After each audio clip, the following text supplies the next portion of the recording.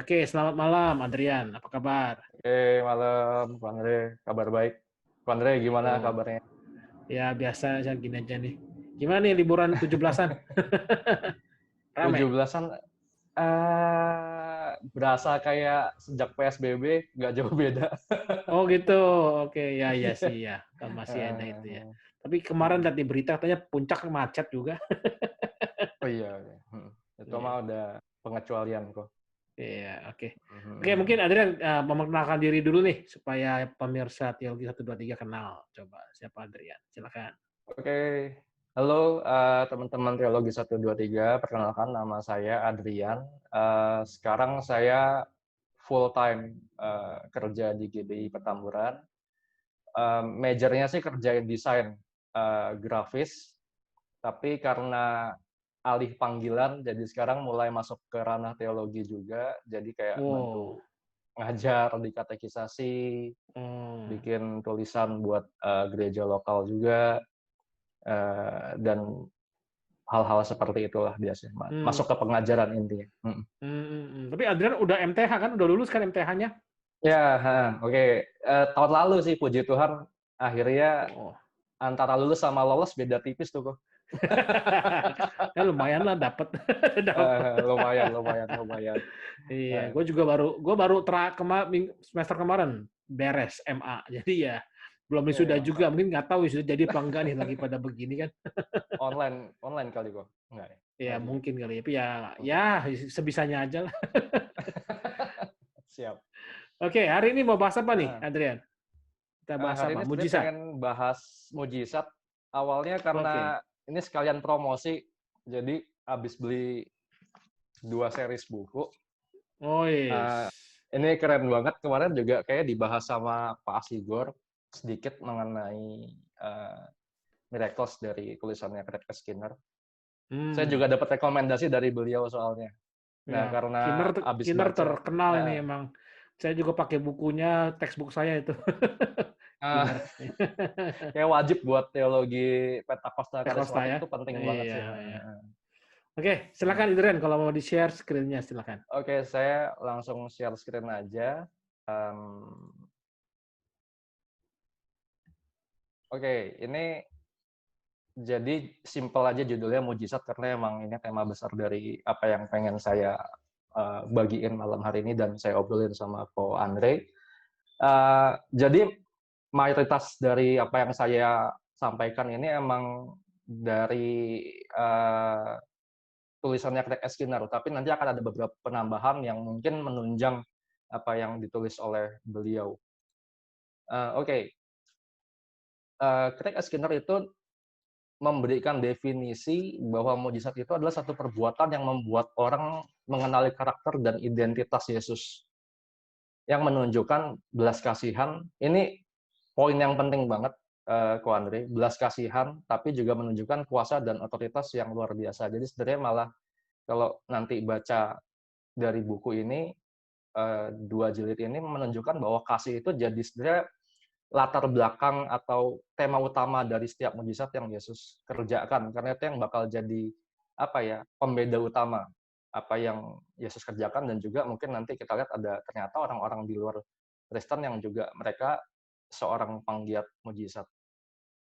Nah, tujuan mujizat Yesus itu yang pertama janji bagi dunia yang akan datang, yaitu kerajaan yang mendatangi kita. Jadi kita itu sedang sebenarnya hidup di satu dunia yang kalau bahasanya saya pribadi itu bilang ini sebenarnya bukan dunia kita sendiri sebenarnya.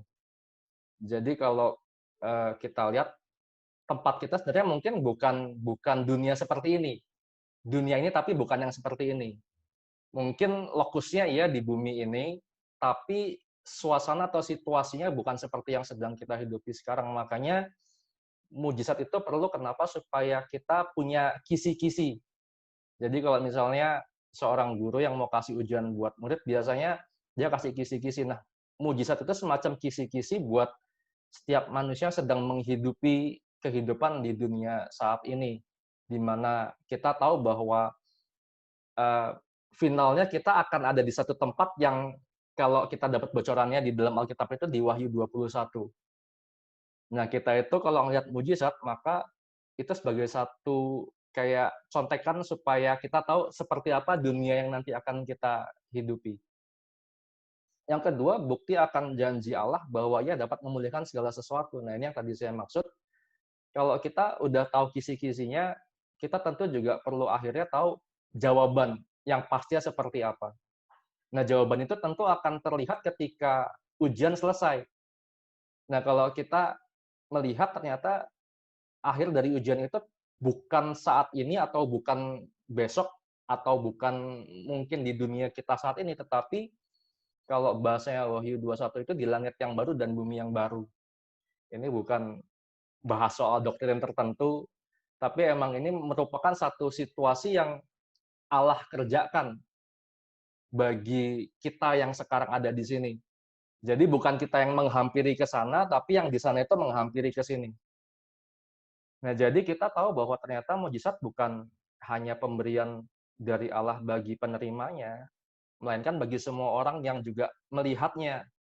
Seperti misalnya pas di zaman Yesus itu kita tahu bukan cuman orang-orang yang mungkin lumpuh berjalan atau yang buta melihat yang ternyata bisa melihat janji Allah, tetapi semua yang melihatnya itu akan tahu bahwa janji Allah sedang digenapi. Makanya kalau misalnya kita ingat ketika Yohanes Pembaptis sedang dipenjara, lalu dia mengutus para muridnya ke Yesus dan memastikan apakah benar dia itu Mesias yang dijanjikan. Dan Yesus bilang, ini loh, orang buta melihat, orang lumpuh berjalan, apalagi yang masih perlu diragukan oleh Yohanes Pembaptis. Nah, itu makanya kita tahu bahwa tujuan mujizat itu adalah bukti akan janji Allah bahwa Ia sekali waktu akan memulihkan segala sesuatunya. Meskipun ini kayak masih istilahnya uh, cercahan-cercahan kecil, tapi kemudian dari yang kecil ini akan membentuk satu gambaran besar tentang dunia yang sedang mendatangi kita saat ini. Nah, ini salah satu perkataan yang sangat banget menopang pandangan Skinner juga, yaitu dari seorang teolog namanya Jurgen Moltmann. Dia bilang bahwa ternyata kesembuhan itu bukan satu hal yang supranatural di dunia yang akan datang nanti itu, yang alami sebenarnya. Karena kita sedang hidup di satu dunia yang sebenarnya nggak alami. Kita hidup di satu dunia yang penuh dengan kejahatan, kejatuhan. Makanya sepertinya mujizat itu sebagai satu hal yang tampaknya luar biasa buat kita. Padahal kalau nanti kita udah masuk di dunia yang emang Allah berikan bagi kita nanti, sebenarnya kayak mujizat itu satu hal yang biasa aja gitu.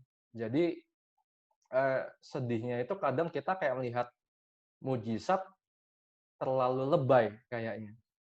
Oh, ada orang lumpuh berjalan, ada yang buta melihat, ada yang kakinya panjang sebelah jadi sama. Ya, sebenarnya biasa aja gitu. Karena nanti di dunia yang akan datang pun itu hal yang akan jadi umum gitu. Entah baik nanti kalau misalnya kita lihat situasi seperti apapun, kita akan lihat hal-hal ini ternyata bukan satu halangan buat kita hidup dalam satu dunia yang baru yang Allah sediakan buat kita. Nah, Skinner itu mengutip kata-kata dari seorang teolog juga bernama Charles Talbert yang berkata bahwa fungsi dasar dari kisah yang berkenaan dengan mujizat di masa lampau itu adalah untuk legitimasi atau autentikasi, kedua evangelisasi, dan yang ketiga adalah aturan dalam beraksi. Nah, karena buku yang tadi aku tunjukin itu, dia ternyata nggak ngebahas cuma dari sudut pandang kekristenan doang, Ko Andri. Ternyata dia nunjukin dalam berbagai macam bentuk mujizat, entah itu di dunia pagan, entah itu di dunia Yahudi ataupun dunia kekristenan, tiga fungsi ini ternyata muncul. Legitimasi atau autentikasi itu menunjukkan bahwa ternyata ada satu kuasa di luar manusia yang bisa mengadakan hal-hal yang tampaknya di luar dari akal budi seseorang atau natur seseorang atau natur dunia ini. Yang kedua adalah evangelisasi. Mujizat dimanapun dan kapanpun itu biasanya memberikan satu kabar baik. Entah baik dari penerimanya atau dari pelakunya, pasti. Nah, itu yang berlaku ternyata bukan cuma di kekristenan doang, Ko Andre. Yang ketiga adalah aturan dalam beraksi. Jadi setelah orang menerima mujizat atau melakukan mujizat, biasanya atau sesuatu yang umum terjadi adalah mereka menemukan satu tatanan yang baru dalam kehidupannya. Misalnya kita tahu kayak, orang yang buta dalam kisah Yesus ketika disembuhkan, orang yang buta dari lahirnya, disembuhkan Yesus dan kemudian orang berkata bahwa, "Loh, orang itu kan, pengemis itu kan emang buta dari lahir." Tapi setelah dia sembuh dari kebutaannya, kita lihat bagaimana kehidupannya mulai beralih menjadi satu normal yang baru. Dia nggak lagi misalkan mengemis, dia nggak lagi menjadi seorang yang cuman minta-minta di pinggir jalan. Dan itu menunjukkan satu adanya tatanan yang baru dalam kehidupan orang-orang yang menerima mujizat. Dan dalam bukunya Craig Esquire ini, dia memfokuskan pada legitimasi atau autentikasi.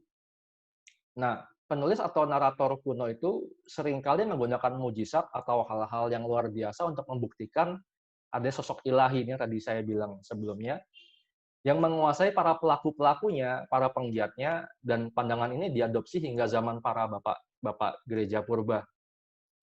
Secara umum itu mujizat terjadi dalam yang terjadi dan terekam dalam Alkitab, itu juga ada di dalam tradisi Yahudi. Jadi yang tadi saya bilang bukan cuman ternyata orang Kristen doang yang harusnya bangga akan mujizat, karena ternyata di luar kekristenan itu juga banyak sekali mujizat yang terjadi.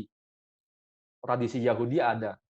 Contohnya Hanina ben Dosa, dan ternyata banyak lagi di samping dia. Eh, ini cuma contoh yang paling modern, Ko Andre. Kalau kita baca PL atau tanahnya orang Yahudi, tentu para nabi juga adalah para penggiat mujizat di situ. Dan juga ternyata bangsa-bangsa pagan. Tentu aja biasanya orang-orang yang hidupnya di daerah sekitar laut Mediterania situ, dan kita lihat gimana disebutkan ada Pythagoras dan juga ada namanya Empedocles di situ. Jadi ternyata bangsa-bangsa yang kita bilang nggak mengenal Allah pun, mereka pun membuat mujizat. Entah akhirnya kita punya asumsi bahwa, oh, mujizat itu datang bukan cuma dari Allah, tapi juga dari roh-roh jahat atau iblis. Cuman kalau saya berpikir gini, Ko Andre, kalau kita melihat ternyata mujizat itu juga dikerjakan oleh bangsa-bangsa pagan, yang di mana ada kesembuhan di sana, yang menarik adalah Yesus pernah berkata seperti ini, kalau misalnya ia membuat mujizat dengan kuasa Beelzebul atau kuasa roh-roh jahat, berarti kerajaan roh jahat atau iblis itu sedang terpecah belah. Kalau misalnya kita berpikir bahwa ternyata dalam kisahnya bangsa-bangsa pagan ini pun mereka membuat mujizat, apakah ternyata juga sejak itu kerajaan si jahat udah terpecah belah di sana? Atau malah saya berpikir, jangan-jangan memang Allah menyatakan kuasanya pun kepada bangsa-bangsa yang berusaha mencari tahu siapa Allah itu. Atau mungkin pengenalannya belum sempurna. Tapi saya melihat bahwa ternyata Allah pun juga mengaruniakan mujizat kepada setiap orang. Nah, ini yang harusnya menjadi pemikiran kita sampai sekarang. Ternyata kayaknya agak egois kalau kita selalu membuat premis bahwa oh, ternyata cuman orang Kristen yang punya mujizat yang benar. Di lain orang Kristen mujizatnya itu fix dari iblis. Kayaknya kita agak terlalu egois kalau berpikir ke sana. Dan saya cuma bisa mengajukan satu pemikiran bahwa jangan-jangan memang Allah juga mengasihani bangsa-bangsa yang belum mengenal dia, tetapi berusaha untuk mengenal dia dengan mujizat yang kemudian dinyatakan oleh orang-orang yang ada di dalam bangsa tersebut. Praktik mujizat itu merupakan praktik yang sudah dikenal di dunia Mediterania kuno. Jadi sebelum ada kekristenan juga udah ada mujizat di situ ternyata. Bagi para penggiat mujizat yang berasal dari kurun waktu yang lebih kuno dari masa Yesus, pada umumnya praktik ini hanya dilakukan oleh orang-orang tertentu dengan alat bantu tertentu dan di tempat-tempat tertentu. Nah, ini menjadi permasalahannya dan ternyata cilakanya diadopsi oleh gereja malah hari ini. Kalau orang-orang pagan itu membuat mujizat atau mengadakan mujizat itu di satu tempat tertentu dengan metode tertentu, dengan cara-cara tertentu itu, sekarang malah orang Kristen mengkopinya bukan apa yang Yesus kerjakan, tapi malah menurut saya lebih cenderung dengan apa yang dilakukan oleh bangsa-bangsa yang belum mengenal Allah. Jadi mesti ada metodenya, mesti ada tempatnya. Kalau nggak di gereja kayaknya nggak sah. Kalau bukan pendeta yang ngelakuin kayaknya nggak sah. Kalau nggak pakai, aduh mau nyebut media nggak enak ya, ada. Kalau kita nggak pakai media tertentu juga kayaknya belum sah. Nah akhirnya malah saya lihat, kok kayaknya apa yang kita yakini sebagai mujizat dalam iman Kristen malah mundur. Bukannya seperti yang Yesus kerjakan kemudian, tapi malah mundur. Nah, justru setelah itu kita belajar ketika kita memahami mujizat pada abad pertama, kita bisa tertolong untuk mengapresiasi konteks mujizat pada zaman kekristenan mula-mula, di mana itu dirombak sama Yesus sama sekali. Yesus nggak pernah pakai metode tertentu, itu jelas dalam mujizat yang dikerjakan selalu sepertinya semuanya itu kreatif dan inovatif. Satu sisi dia pakai tanah dia aduk-aduk ludahnya di tanah lalu buat olesi mata orang buta, lalu sekali waktu dia cuman memerintahkan orang untuk memasukkan air ke dalam buyung-buyung dan jadi anggur. Jadi kayak semua yang Yesus kerjakan itu metodenya nggak ada. Kalau kita mau cari metodenya Yesus buat mujizat apa nggak ada, nggak ketemu. Tempatnya juga nggak selalu di bait Allah kan, nggak selalu di sinagog. Bisa di mana-mana dia ketemu sama orang yang memerlukan pertolongannya, dia lakukan mujizat di sana. Jadi artinya apa yang Yesus kerjakan itu merombak satu paradigma orang-orang pagan dalam melihat mujizat. Nah, ini yang harusnya kita pelajari sebagai orang Kristen, bahwa hal ini yang membuat kita harusnya sadar. Mujizat itu nggak tergantung sama hal-hal yang sifatnya sekunder tadi. Meskipun mungkin satu sisi metode ataupun satu tata cara tertentu itu menolong orang buat lebih punya kedisiplinan rohani. Tapi jangan sampai kita terjebak bahwa mujizat itu hanya terjadi ketika metode tersebut itu dikerjakan di situ.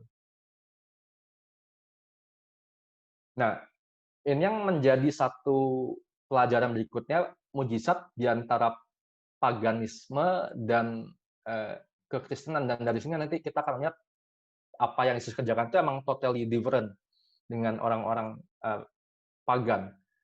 Bagi orang paganisme, mujizat itu dilakukan oleh para penggiatnya dengan mantra, itu udah pasti. Hal yang paling umum adalah dengan mantra-mantra tertentu yang digunakan untuk menggerakkan dewa-dewi yang mereka percayai atau roh-roh tertentu yang dipercaya punya kuasa. Jadi kalau misalnya ya itu yang saya bilang, nggak ada mantra, nggak ada mujizat. Nah, sekarang orang Kristen malah justru kayak ke sini nih, Ko Andre. Kalau nggak ada mantra tertentu, nggak ada mujizat. Padahal yang Yesus kerjakan dalam kekristenan itu jelas-jelas berbeda, di mana dia nggak pernah punya mantra khusus dalam mengadakan mujizat. Bahkan Yesus mengadakannya dengan otoritas ilahi yang dia miliki, dengan kata-kata yang sifatnya spontan, hampir nggak ada yang terpola. Bahkan ada satu perkataan Yesus yang paling menunjukkan bahwa dia adalah bukan cuma miracles workers, tapi dia miracles owner. Di mana ada satu kali dia berkata, aku mau jadilah engkau tahir. Kata-kata aku mau itu menunjukkan satu kuasa yang nggak pernah dipunyai sama siapapun. Satu perkataan yang hanya bisa diucapkan menurut saya oleh pribadi ilahi. Dan itu menunjukkan bahwa dia bukanlah seorang penggiat mujizat yang sama dengan orang-orang yang ada sebelum dia atau mungkin setelah dia. Kalau misalnya pun ada orang Kristen yang bikin mujizat hari ini dengan kata-kata seperti itu pun dikerjakan dengan satu keyakinan di dalam Yesus itu sendiri, bukan dalam dirinya. Dan itu yang harus dicatat oleh kita sebagai orang Kristen. Nah, ini yang terjadi dalam Yahudi dan kekristenan. Ini yang paling banyak benang merahnya, karena ya secara budaya kita punya banyak kesamaan dengan Yahudi, secara keimanan kita juga punya kesamaan dengan orang-orang Yahudi. Yang pertama itu Yahudi itu saya pakai salah satu tokohnya itu Elia. Sorry, bukan saya pakai. Craig Skinner pakai. Kalau saya kayak terlalu terlalu canggih. Craig Skinner itu menggunakan representasi untuk Yahudi adalah Elia, salah seorang nabi yang memang diakui terbesar oleh orang Yahudi. Bahkan ketika Yesus mengalami transfigurasi, salah satu tokoh yang hadir di sana bersama dengan Yesus adalah Elia. Uh, dan tentu dalam kekristenan adalah Yesus sebagai tokoh sentralnya, nggak ada yang lain. Yang pertama, kalau kita lihat di dalam Lukas 9 ayat 30 sampai 35, di situ bagaimana Elia menghormati Yesus. Ini dalam kisah tadi transfigurasi itu. Seorang nabi yang diakui terbesar di Israel, di situ dia dilihat menghormati Yesus. Dan di sini menunjukkan bahwa ternyata Yesus bukan cuma sekedar nabi biasa atau bahkan orang biasa yang dianggap oleh kebanyakan orang Yahudi pada saat itu. Nah, di satu sisi Yesus menolak pemikiran bahwa dia adalah Elia yang baru atau Elia yang akan datang. Bahwa dia akhirnya menyatakan dengan bertanya kepada murid dan pertanyaan itu dijawab dengan benar oleh seorang muridnya bahwa Yesus adalah Mesias itu sendiri. Yang kedua, Elia memanggil api turun dari langit. Ini ketika kisah Elia berhadapan dengan para nabi-nabi Baal, lalu kita tahu gimana kisahnya. Nah, di satu sisi Yesus menolak memanggil api yang untuk turun dari langit. Karena kita tahu kalau orang Yahudi itu melihat Elia sebagai nabi terbesarnya, dia akan tahu bahwa Yesus itu punya kuasa yang sama atau bahkan lebih besar untuk melakukan apa yang bisa dikerjakan oleh Elia, yaitu sekedar memanggil api turun dari langit.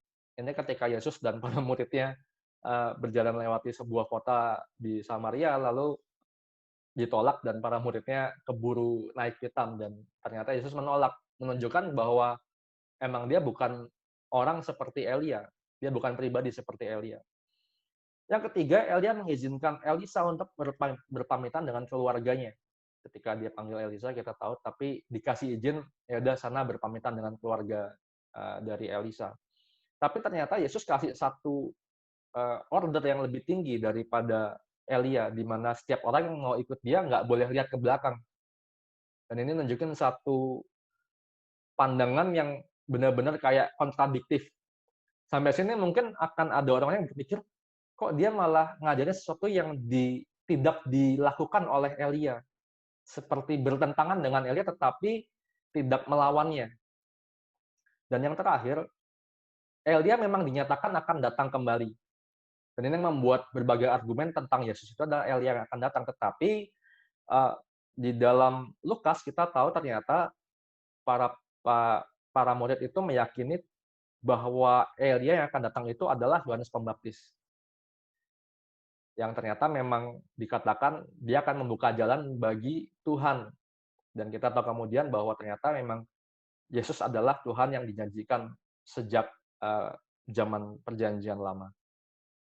Ini adalah perbandingan yang sangat kontras apa yang ada di dalam iman Yahudi di dalam sosok Elia dan apa yang ada di dalam iman Kristen yang terwujud dalam Yesus Kristus. Nah, berdasarkan dengan hal-hal tersebut, dengan mujizat yang dikerjakan Yesus, ia menunjukkan bahwa dirinya sendiri yang punya otoritas atas mujizat yang dicari dan dikerjakan oleh umat manusia manapun. Artinya, Yesus nggak melakukan hal-hal itu sebagai acuan dari mengacu kepada Elia atau nabi manapun di Israel. Tapi murni karena pemikirannya sendiri. Murni karena apa yang dia kerjakan sendiri waktu itu. Dan ini menunjukkan satu otoritas yang jauh melebihi para nabi-nabi itu. Yang menarik di sini juga dalam 8 mujizat yang Yesus lakukan, yang melibatkan orang tuli, bisu, buta, dan lumpuh, itu adalah mujizat yang tidak pernah dikerjakan oleh satupun nabi di Israel. Jadi, bangkitin orang mati malah ada. Elisa yang udah mati, tulangnya pun membangkitkan orang yang jatuh ke dalam kuburannya dia. Elia pun juga sama, bangkitin orang mati juga. Kalau bicara mujizat apapun itu, ternyata banyak di Yahudi, tapi nggak dengan hal-hal yang ini. Nggak ada yang namanya orang tuli itu berbicara, orang bisu itu tuli itu mendengar, bisu itu berbicara, dan buta melihat. Nggak ada yang lumpuh berjalan di sejarah keimanannya bangsa Yahudi. Makanya kalau tadi saya bilang ternyata orang-orang rohaniawan Yahudi berkata, dengan kuasa manakah engkau mengadakan hal-hal itu? Ya kita tahu ternyata Yesus emang punya kuasa yang jauh melebihi apa yang dibayangkan oleh orang Yahudi. Nah, lucunya itu ternyata hal-hal ini terjadi dalam mujizat yang dialami oleh bangsa-bangsa pagan. Ada orang yang dia tuli bisa mendengar, ada orang yang bisu bisa berbicara, ada orang buta bisa melihat, dan yang lumpuh berjalan. Itu ada di antara bangsa-bangsa pagan. Eh, jadi kalau kita lihat di sini ternyata emang ada satu hal yang menarik di antara ketiga titik ini, di antara tiga pihak ini, bangsa pagan, orang Yahudi, dan orang Kristen. Bahkan kalau saya bilang pagan itu meliputi saat ini ya, semua orang yang di luar iman Kristen dan Yahudi. Ternyata mereka pun mengalami demikian.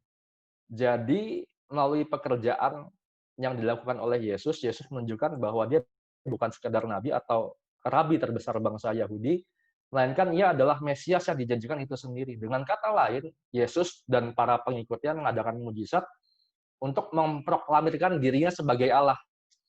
Ini harusnya menjadi satu alasan utama buat setiap orang Kristen yang istilahnya kayak senang banget dengan mujizat-mujizatan. Merefer kepada apa yang minggu lalu ya Pak Asigor juga bilang, kalau seorang nabi itu nggak mungkin orientasinya kepada dirinya sendiri, membesarkan namanya, membesarkan pelayanannya. Enggak, justru malah membesarkan Allah. Kalau sampai membesarkan namanya, itu harus kita curigai. Dan saya bisa katakan, mungkin orang-orang seperti ini, mungkin dia nggak yang sesat, tapi lebih ke manipulatif. Dia pakai kuasa Allah untuk bikin hal-hal luar biasa, bukan untuk membesarkan Allah, tapi untuk besarkan dirinya sendiri. Ya itu saya lebih senang bilang bukan sesat, tapi manipulatif. Nah, ini yang mungkin akhir dari sharing saya malam hari ini, mujizat pada saat ini. Orang-orang Kristen pembaca Alkitab maupun penganut kepercayaan lain menegaskan bahwa Allah seringkali bekerja melalui faktor-faktor alam. Tapi semakin besar kemungkinan terlibatnya faktor-faktor alam dalam pekerjaan Allah, malah semakin kecil orang menemukan bukti yang kuat bahwa peristiwa tersebut sebagai bentuk aktivitas ilahi, terutama bagi mereka yang cenderung tidak menerima klaim tersebut. Misalnya gini, Wandri, tahun 2016, papa saya itu kena kanker usus besar. Dari beberapa dokter yang papa saya konsultasi, semuanya bilang ususnya itu harus dipotong dan harus pakai kantong kalau mau bertahan hidup. Dari beberapa dokter ini ada satu yang bilang kalau dipakein kantong itu malah nantinya memperpendek usianya. Karena biasanya papa saya udah umur waktu itu 76 dan dibilang kalau dioperasi kayak gitu malah itu sama seperti kelompok tertentu yang memenggal kepala dari orang-orang yang jadi korban kejahatan mereka. Nasibnya sama seperti itu. Makanya akhirnya dokter ini bilang ya udahlah kita operasi, kita potong dan kita sambungin. Secara akal sehat, dua-duanya itu ternyata punya efeknya nggak bagus sama papa saya gitu. Dan ya kita sebagai keluarga berdoa berserah sama Tuhan. Dokternya juga untungnya orang percaya dan dia juga bilang saya lakukan apa yang saya bisa dan Tuhan yang lakukan yang semua yang pasti dia bisa. Dan puji Tuhan sampai hari ini papa saya sehat, nggak ada gangguan apapun. Kalau orang bilang ya itu kan pekerjaan dokter yang operasi dia. Cuman kalau buat kami yang mengalami, kami ngeliat itu kayak mujizat. Sama kayak kisah anaknya Dorothea, anaknya Pak Asigor, juga banyak orang bilang, itu kan Kalau dia menolak Tuhan ya, ada orang-orang yang menolak Tuhan bilang, ya itu mah karena kuasa dokternya aja, pekerjaan dokternya aja yang bisa bikin Dorothea sembuh. Tapi kalau yang mengalaminya tahu persis bahwa itu adalah mujizat. Nah, seringkali kita berpikir karena ada faktor alam yang terlibat, itu mengurangi esensi dari satu mujizat. Orang sakit, minum obat sembuh, oh udah kayak itu bukan mujizat. Orang yang mungkin buta karena katarak, hampir buta karena katarak mungkin lalu dioperasi sembuh, oh karena pekerjaan dokter bukan mujizat. Padahal ada satu yang diajarkan kepada saya dikatakan gini, mujizat itu emang mujizat yang terjadi ketika di zaman tertentu. Ketika berjalannya waktu, mujizat itu akan jadi satu hal yang lazim. Sama yang kayak tadi saya bilang, mungkin di zaman Yesus, oh orang yang buta melihat mujizat. Zaman sekarang orang buta melihat kayaknya biasa aja. Tapi buat orang di masanya Yesus, ini tetap satu hal yang luar biasa. Bahkan lebih luar biasanya menurut saya gini, buat mereka luar biasa karena gimana nemukan alat-alat yang bisa bikin mungkin implan mata. Tapi di masa kita berpikir Yesus luar biasa karena dia nggak pakai teknologi apapun. Nah ini yang harusnya kita lihat bahwa dengan atau tidak terlibatnya faktor alam, satu mujizat tetaplah mujizat. Karena ukurannya bukanlah perubahan substansinya, tapi lebih kepada tujuan dari apa yang terjadi itu. Yang tadi kita bahas di awal, yaitu pernyataan kasih Allah. Nah, adanya sejumlah kesaksian tentang mujizat yang dialami, eh, sorry, adanya sejumlah kesaksian tentang mujizat yang dialami di masa awalnya kekristenan maupun masa kini tidak boleh membuat seseorang itu menolak mujizat. Bahkan dalam bukunya sendiri, Kristen itu memberikan satu data bahwa orang-orang ateis pun percaya bahwa Yesus itu membuat mujizat dan para pengikutnya pun juga bisa membuat mujizat hingga saat ini. Itu berarti bahwa ternyata emang mujizat tetap terjadi sampai sekarang karena mujizat adalah bentuk belas kasihan Allah atas orang-orang tertentu. Selain itu, mujizat tidak boleh diukur berdasarkan instrumen yang terlibat di dalamnya. Itu pun berarti perkembangan ilmu pengetahuan dan teknologi pun merupakan hal yang mempunyai andil bagi mujizat yang terjadi pada saat ini. Nah, ini saya ambil dari satu buku yang simple, Ko Andre tahulah. uh, ya, Pak Yowas nulis satu hal tentang mujizat itu menarik banget buat juga kita renungkan, buat kita pelajari. Yang pertama, iman nggak jadi prasyarat seseorang menerima kesembuhan dari Allah. Atau dengan kalimat lain, Allah tidak menyembuhkan setelah melihat iman seseorang yang sakit. Melainkan semata-mata karena kehendaknya yang muncul dari kebebasan dan cinta kasih ilahi. Bahkan dalam Injil pun kita melihat bahwa setiap mujizat Yesus itu hampir semuanya terjadi karena kasih dia, bukan karena iman dari orang yang uh, menderita sakit penyakit. Jadi emang murni karena kebebasan dan cinta kasihnya Yesus sendiri. Yang kedua, kalaupun kita menyaksikan relasi yang lebih langsung antara iman dan kesembuhan, kita akan melihat bahwa bukan iman yang melahirkan mujizat, namun malah sebaliknya, yaitu mujizat yang muncul dari rahmat Allah yang membangkitkan iman dalam diri orang yang disembuhkan. Jadi bukan imannya dulu muncul baru kesembuhan datang, tapi rahmatnya Allah ada lebih dulu, kesembuhan atau mujizat terjadi, maka iman percaya itu muncul kepada Allah. Ini yang kedua. Dan yang terakhir adalah iman nggak diwajibkan dan dituntut demi terjadinya mujizat. Kalau yang sekarang kita sering pelajari kan, percaya dulu, percaya saja. Kalau nggak ada percaya, nggak ada mujizat. Nah, ternyata malah justru iman percaya itu bukan syarat untuk adanya mujizat. Emang ada pengecualian yang muncul, tapi nggak bisa jadi aturan umum. Ada beberapa orang yang emang dia udah lebih dulu beriman, dia udah lebih dulu percaya kepada Allah, makanya terus nanti ada mujizat di situ. Makanya saya lupa siapa yang, kalau nggak salah seorang prajurit ya, yang anaknya sakit, itu jadi satu kisah yang menarik buat kita pelajari. Kemudian ternyata prajurit yang dari bangsa katanya pagan, dia itu malah punya lebih besar iman dulu kepada Yesus. Dan dari situ kita tahu ternyata emang apa yang Yesus kerjakan itu menunjukkan orang ini, menyatakan diri kepada orang ini, dan kemudian orangnya bisa punya iman kepada Yesus di situ. Jadi sebenarnya emang iman bukan syarat, tapi malah sebagai hadiah atas apa yang Allah kerjakan bagi seseorang. Dan yang paling penting sebenarnya adalah mujizat tidak berbicara mengenai iman manusia, melainkan kasih karunia ilahi yang tanpa syarat. Jadi emang sebenarnya esensi utama mujizat bukan iman manusia, tetapi kasih Allah. Nah, itu yang bisa aku bagiin, Ko Andre, tentang mujizat. Semoga bisa dipahami di tengah gangguan dari anjing saya. Oke, Oke. oke. Oke, Oke. Tadi saya Heeh. sempat lagi ngobrol-ngobrol, saya lagi cari ingat lihat soal Hanina Bendosa. Saya ingat sekali tuh saya pernah nonton Mhm eh, mhm. Naked Archaeologist. Kalau Mhm mhm. cari-cari di YouTube itu channel namanya Naked Archaeologist. Dia tuh suka ya artikel tentang biblical ya, nggak Mhm cuman mhm mhm. orang Kristen, bukan orang Yahudi. Hanina Mhm. Bendosa ini dari Galilea juga.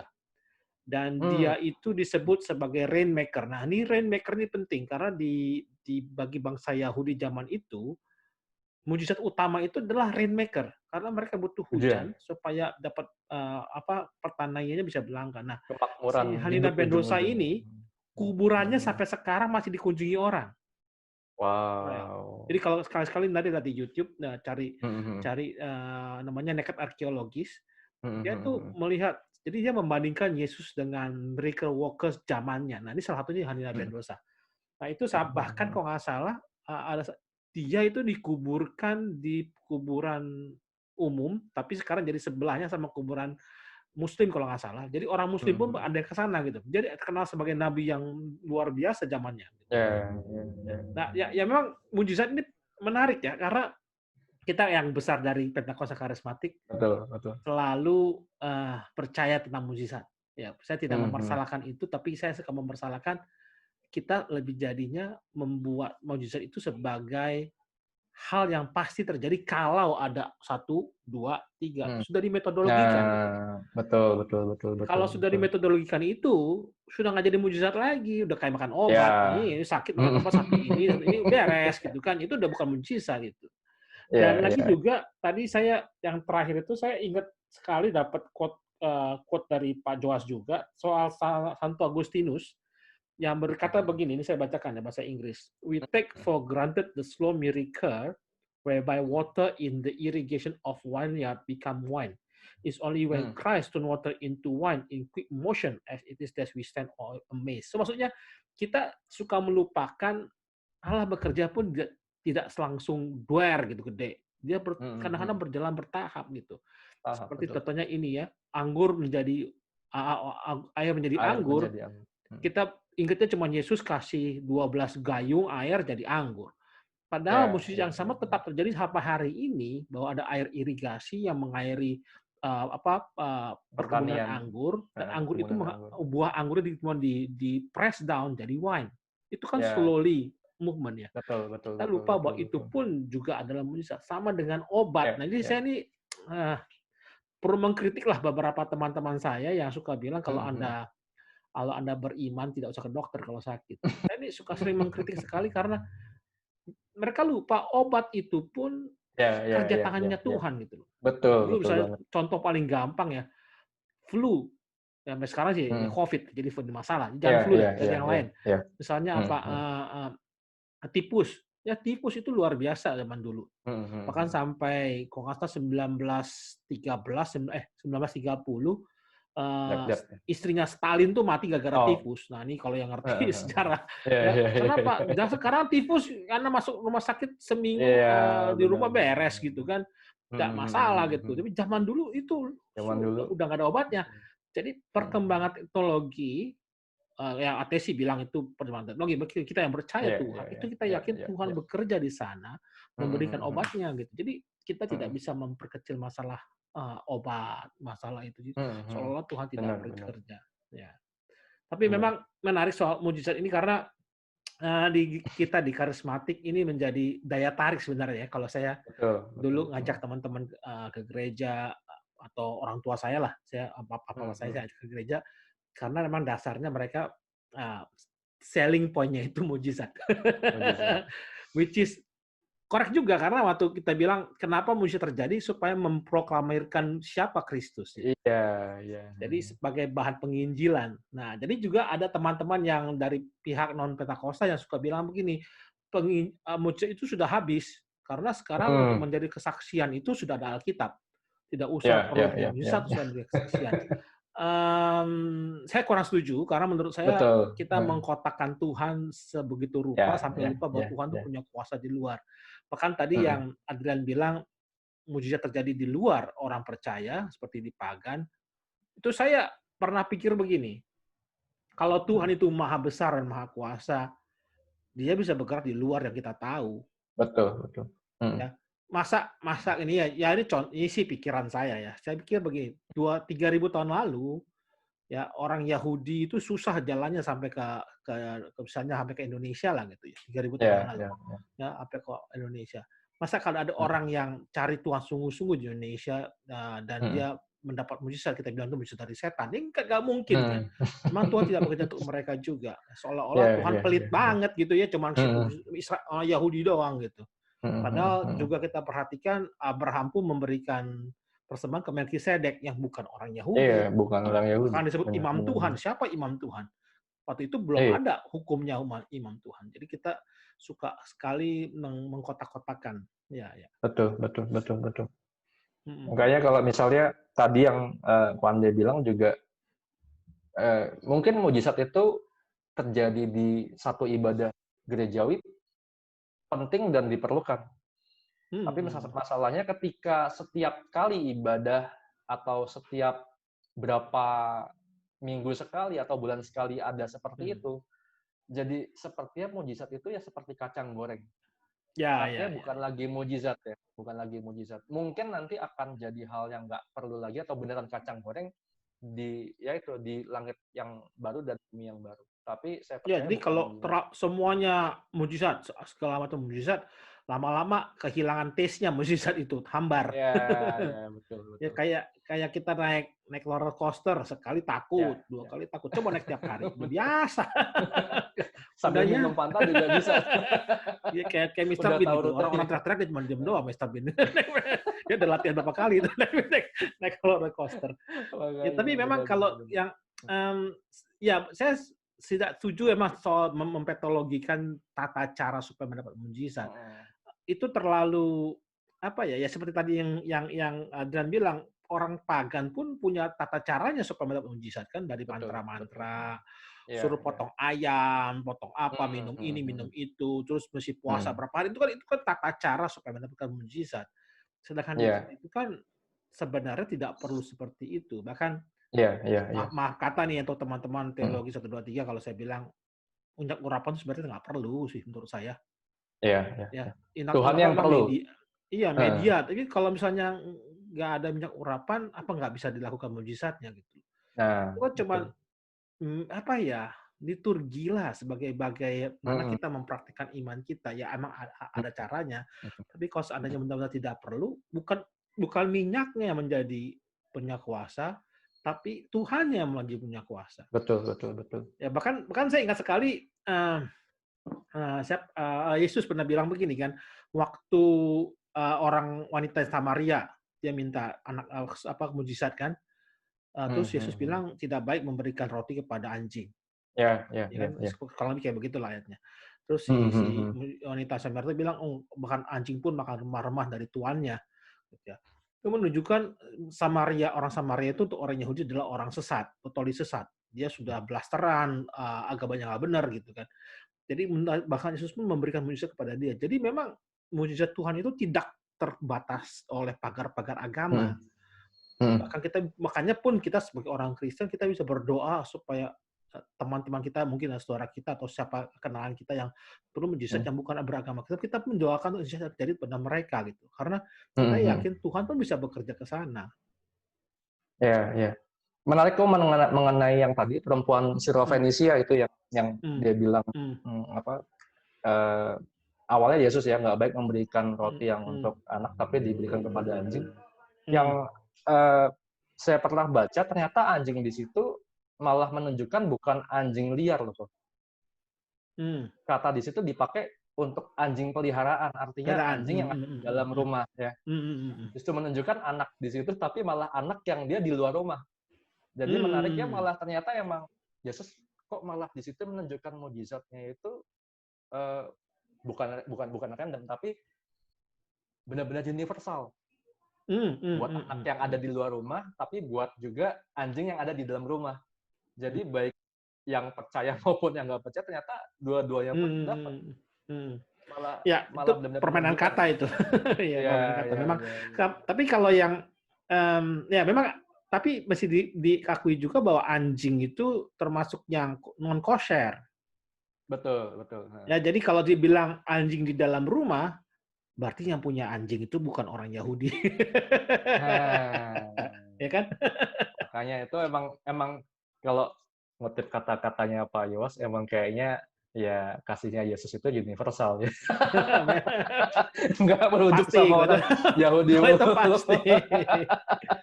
Ya, teman. Ya, makanya Universal Christ. kita perlu Ya, perlu ya. belajar juga bahwa mujizat itu tidak berjalan seperti yang kita mau. Itu mesti Betul, betul, mesti betul. dicamkan gitu. Jadi kalau ada orang bilang, Mm. "Oh, kita nggak terima karena kita tidak beriman." Ya, bukan mungkin tidak beriman, tapi kita pikirin mujizat itu seperti yang kita mau.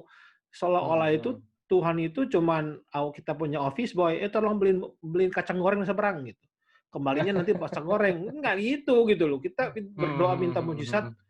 tapi mungkin nggak dikasih yang seperti itu gitu loh. Jadi kita kadang-kadang Betul, melihat betul. itu seperti apa yang kita mau. Kita lupa apapun sebenarnya kita terima sudah mujizat. Saya pernah baca Ya, ya, ya. C.S. Lewis, bukunya saya lupa buku apa. Apa yang Problem of Evil ya saya lupa. Dia bisa apa sih Mm. mujizat? Nah, kan kalau di definisinya dia gini mujizat. Mujizat adalah melakukan sesuatu yang kita tidak mampu dapatkan.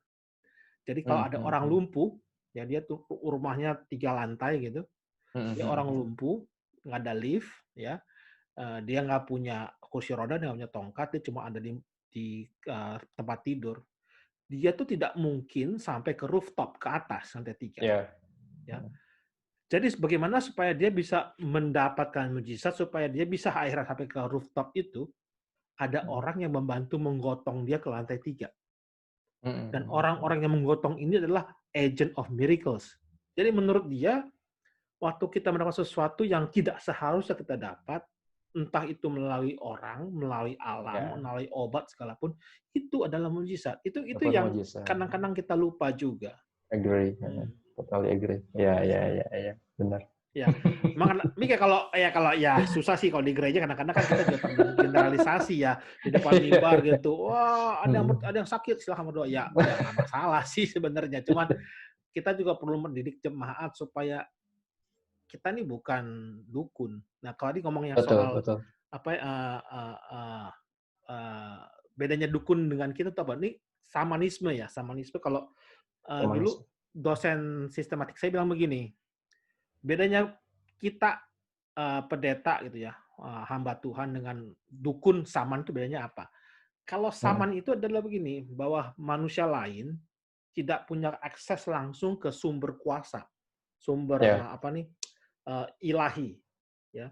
Makanya dia perlu saman, si samanisme si dukun ini supaya mendapat masuk ke tempat yang sumber ilahi ini. Dan saman itu bisa mengubah, jadi dia punya power mengubah ini sesuai yang ilahi, dia bisa negosiasi dengan yang ilahi supaya diubahkan menjadi hasil kepada orang lain. Itu samanisme.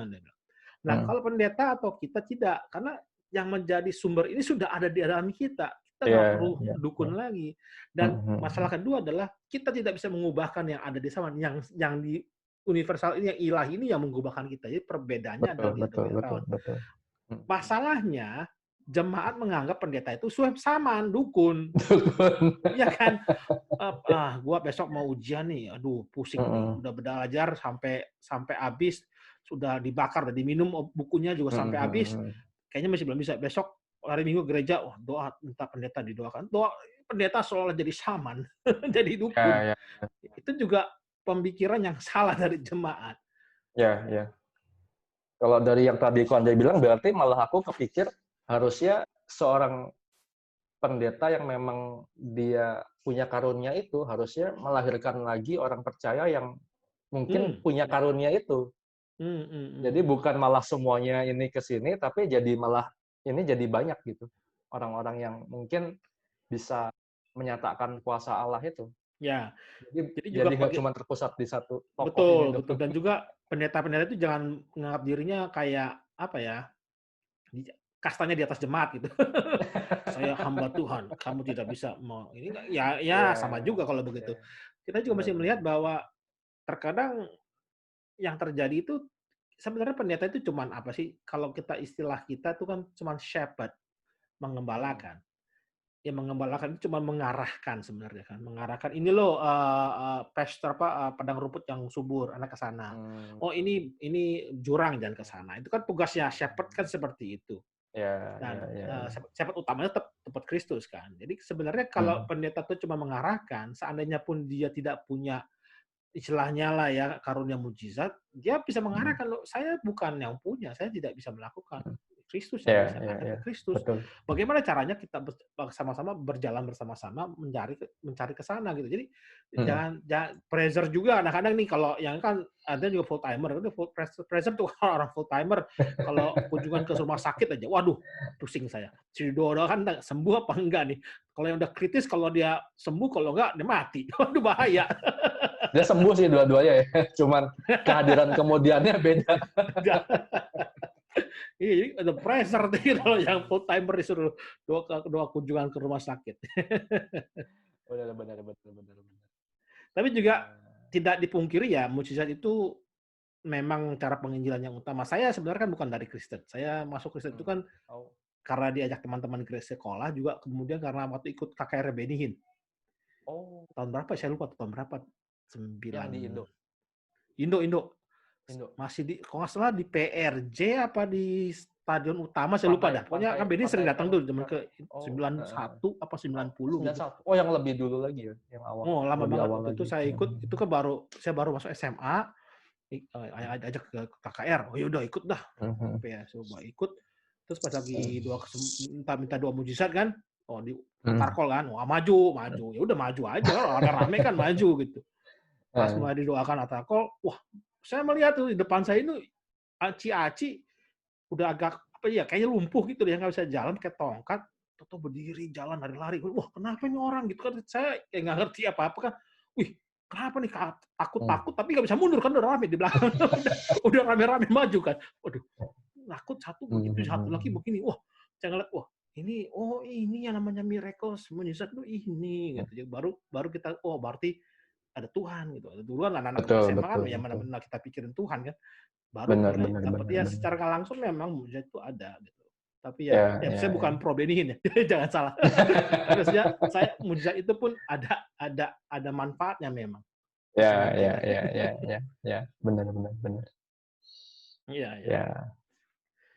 Ini kalau kalau di mukjizat sendiri di tempatnya gerejanya Aden gimana? Apa jemaat masih masih mencoba mencari mukjizat? Masih. Dulu sebelum masa-masa ini pandemi, Hmm. eee, itu ada satu ibadah malah namanya pelayanan orang percaya. Nah, itu sama Hmm. yang datang Orang sakit. biasanya yang sakit-sakit diundang Hmm. datang.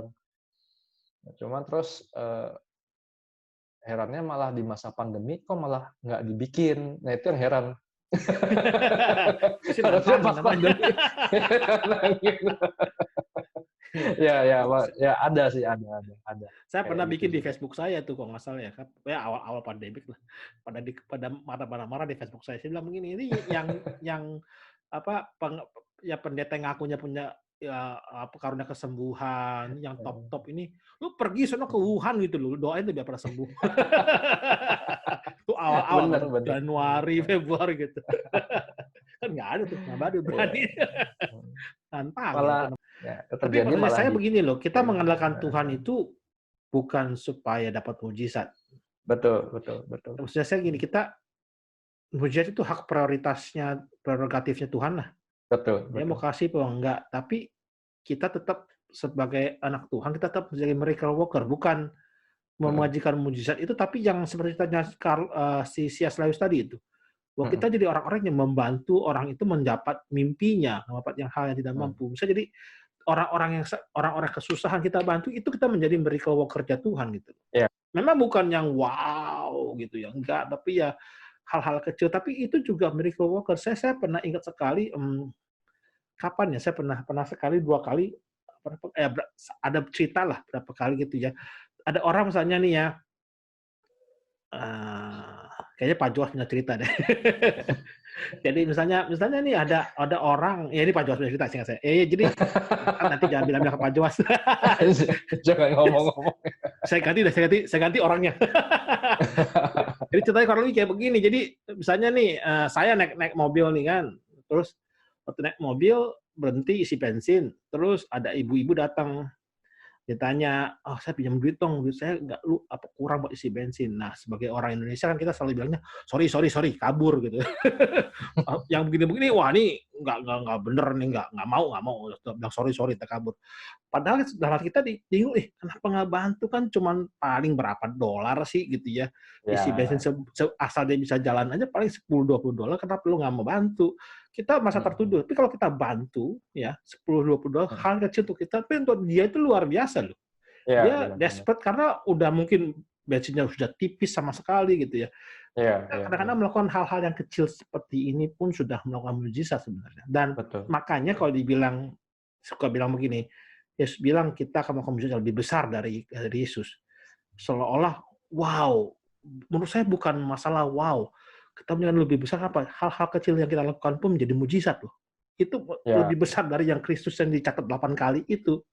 Jadi kita ya, kita ya, tuh ya. suka melihatnya apa, kuantitinya besar, kita nggak melihat hal yang kecil-kecil yang banyak yang kita lakukan setiap hari bisa Ya, jadi betul, satu betul, orang, betul, semua betul. orang gitu. Betul, betul, betul, betul. Hmm.